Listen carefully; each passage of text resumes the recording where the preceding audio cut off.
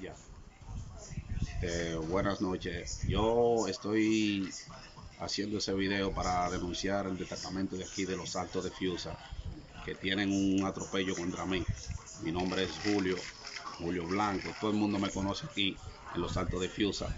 Yo soy dirigente comunitario también y trabajo en Pizza Hut. Trabajo normalmente de noche y ya yo he tenido 3 a 4 atropellos con la Policía Nacional, que cada vez que yo llegue a trabajar, si no amanezco preso, amanece mi motor preso. El viernes amanecí preso porque me agarran el motor en la puerta de mi casa y cuando voy a buscar el motor me meten preso. Y yo con mi permiso de circular y mi carnet y con mi uniforme de trabajo.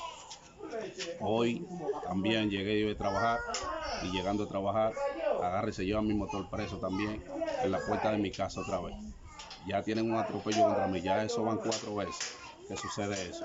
Y yo quiero que por favor el jefe de la policía y los que estén escuchando ese video, los jefes que están escuchando ese video, que me ayuden ahí. ¿Entiendes? Yo soy un hombre de trabajo, que yo me levanto a buscar el pan de mis hijos cada día. Y cada vez que me hacen eso tengo que perder 1 o 2 días de trabajo. ¿Por qué? Porque el motor me suelta a mí, entonces el motor se queda allí preso en el destacamento y tengo que durar 2 o 3 días para darme ese motor. ¿Entiendes? Y yo quiero que eso se resuelva y que no vuelva a suceder, porque ya yo temo de salir a trabajar porque pienso que voy a amanecer preso o el motor mío va a quedar preso. ¿Entiendes?